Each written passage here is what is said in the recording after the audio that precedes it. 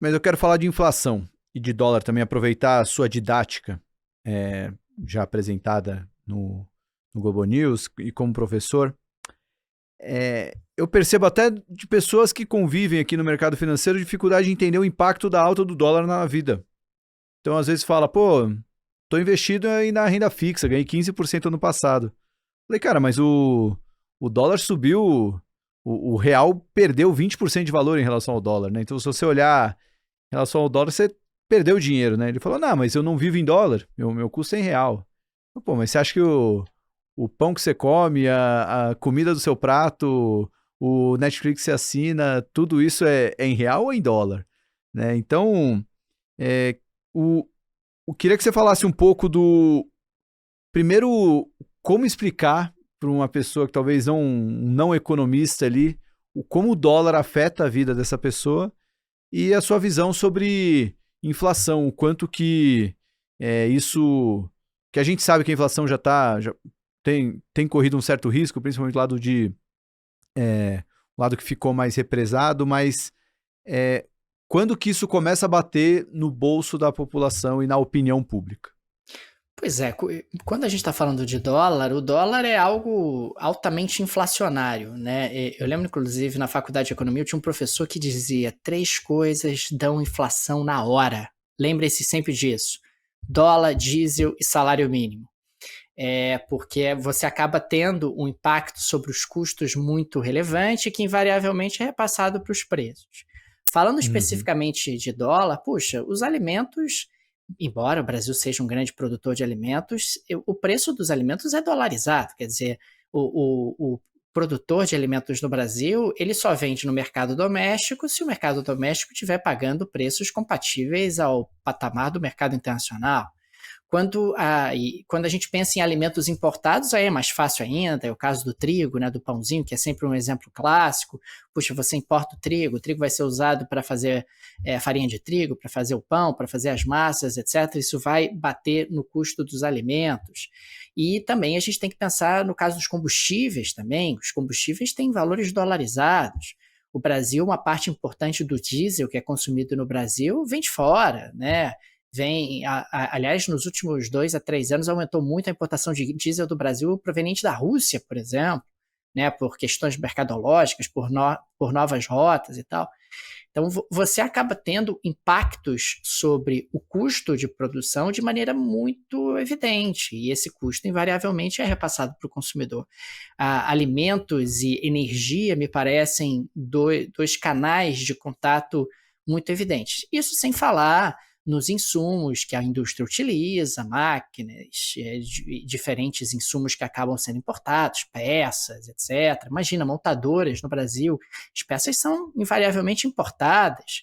Você precisa trazer essas peças, isso vai bater no preço final do produto. Então, há um impacto relevante do dólar sobre a inflação no Brasil desde sempre. Desde sempre.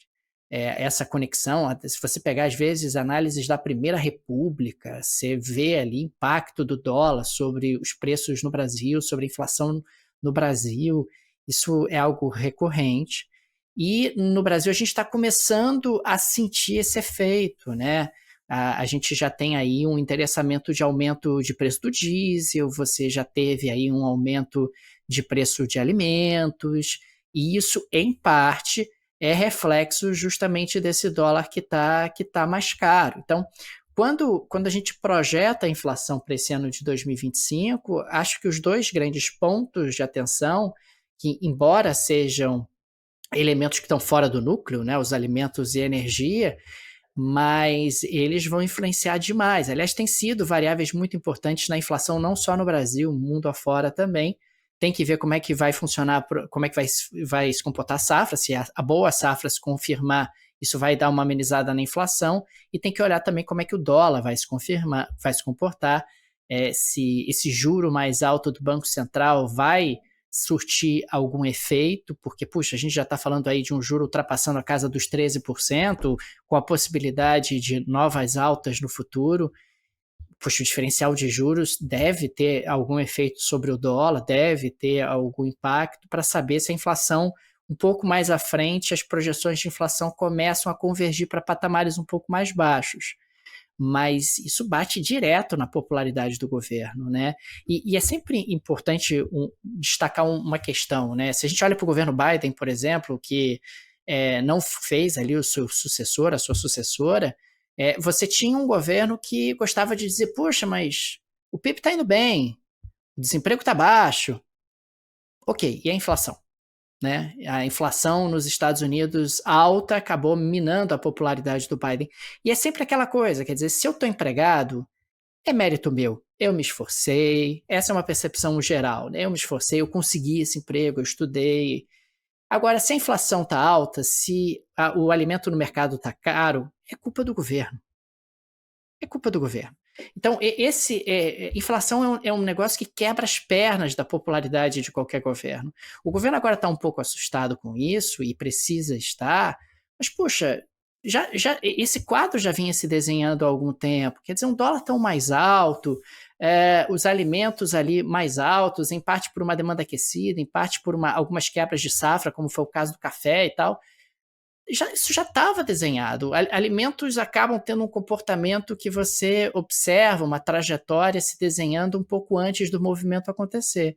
E agora o governo está um pouco assustado, e aí tem pouca coisa que você possa fazer no curto prazo, né? Porque, puxa, você tem que tomar muito cuidado para não desestimular a produção que pode resolver o problema no momento 2.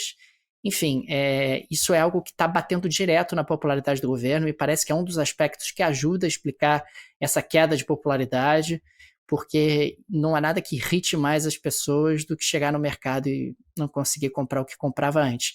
E é sempre também importante destacar que inflação é algo que gera um impacto sobre a popularidade do governo num prazo um pouco mais alongado, porque é aquela coisa, né? Os preços sobem, aí a inflação cai. Mas a inflação caindo, os preços não recuam, os preços passam a subir mais devagar, mas a pessoa continua olhando, mas continua caro. Peraí, pô, eu comprava isso por 15, tá 22, né, tá 23, não voltou para 15, mas não vai voltar para 15 nunca mais. Quer dizer, agora ele vai subir mais devagarzinho, se o governo tiver sucesso na sua política de redução da inflação. Isso é um pouco contra-intuitivo, mas as pessoas, quando nunca estudaram economia, né? Mas a inflação, ela por si só, ela já é a variação positiva dos preços. Então, a inflação cair não significa que os preços estão caindo, é só o crescimento dos preços que diminuiu, né? Pô, muito legal a sua explicação, ouvindo você falar sobre esses impactos. Fiquei curioso em saber como que o governo, uma ala do governo, vai reagir às primeiras reuniões do Copom, que já sinalizaram que a gente deve ter 2 altas de juros contratadas, só que agora não é mais o inimigo do governo, né? Que na gestão do Roberto Campos Neto, alguns políticos iam em redes sociais e falavam, pô, esse governo está subindo juros e tudo mais. E o Gabriel Galípolo deve manter essa alta de juros, pelo menos contratada ali, essas 2 primeiras. E a alta de juros, né? Não é que o Banco Central é malvado, ele só tem o seu mandato de controlar a inflação e a alta de juros acaba ajudando nesse controle. Te preocupa, de certa forma, como o governo pode reagir ao garoto o garoto do governo que está no BC, como o Lula chama de o menino de ouro, né? Enfim, não é mais o bode na sala, que era o Roberto Campos Neto, que era como ele era tratado após cada reunião do Copom. Te preocupa, de certa forma, ou você acha que o Banco Central deve manter a linha técnica? Eu acredito que o Banco Central vai manter a linha técnica, pelo menos até o presente momento, tudo sugere isso. É claro que a gente tem sempre que considerar que política é política, ou seja, governos precisam de discursos e os governos mudam os discursos e beleza. Quer dizer, isso não é apenas na esquerda, na direita isso também acontece, não é só no Brasil, nos Estados Unidos também acontece. O que a gente mais vê é um determinado governo dizendo exatamente uma coisa, aí passam-se algumas semanas, está dizendo o contrário, como se nada tivesse dito algumas semanas antes. E politicamente funciona. Politicamente você muda o disco, você muda a pauta e você consegue enveredar a discussão para um outro caminho. Não me parece que o Banco Central estará tão no foco quanto esteve na época do Roberto Campos Neto. O próprio governo, e aí é uma percepção minha, trabalhará para que o Banco Central não esteja tão no foco, para que o Banco Central saia um pouco da linha de tiro, para que o Banco Central saia um pouco dos holofotes, justamente para que isso não cause embaraços ou não cause qualquer tipo de problema na política monetária. A gente teve uma transição no Banco Central muito suave, né? Muito tranquila entre o Roberto Campos Neto e o Galípolo, e me parece que essa transição suave deve dar continuidade a uma política monetária mais ou menos em linha com a política monetária anterior. E isso acaba sendo um elemento, na minha avaliação, de sucesso desse arranjo que a gente montou no Brasil, né? Um arranjo onde você vai trocando os diretores do Banco Central aos poucos, onde você troca o presidente do Banco Central na metade do mandato do presidente subsequente. Acho que isso diminui demais os solavancos da política monetária. Isso acaba fazendo com que você tenha uma situação mais técnica e um pouco mais harmônica.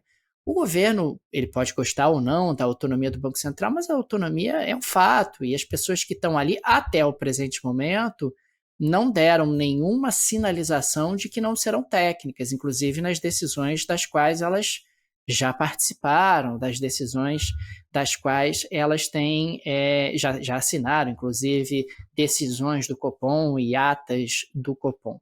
Então, pode ser que surja algum fato novo, pode ser que alguma coisa mude no meio do caminho, etc.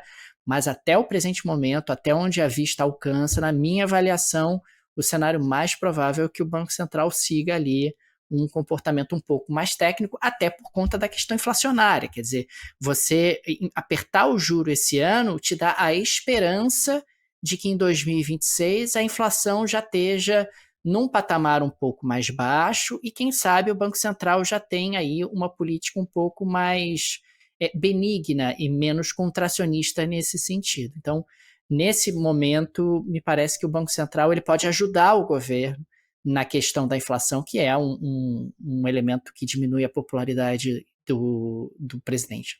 Legal você falar dessa narrativa que a política acaba tendo que abraçar na hora de explicar. Eu lembro, por exemplo, a gente estava até comentando, faz tempo que o governo não reclama dos dividendos bilionários da Petrobras, porque antes chegou até a ser um problema isso aí, né? Em algum momento criticava-se o fato da Petrobras distribuir tantos dividendos, mas parece que depois alguém deve ter percebido o quanto isso ajuda o resultado do governo, que é o maior acionista de Petrobras. Eles sempre souberam, todos os governos sabem, mas naquele momento é politicamente conveniente seguir uma linha. Aí depois você muda. E tudo bem, quer dizer, os governos fazem isso. Eu acho que esse é um aspecto que a gente precisa, ao longo do tempo, amadurecer e acompanhar. De novo, isso não é apenas desse governo, isso não é apenas do Brasil. A gente pode pegar o caso do Trump. Quantas vezes o Trump não diz uma coisa, depois ele diz o contrário sem nenhum constrangimento.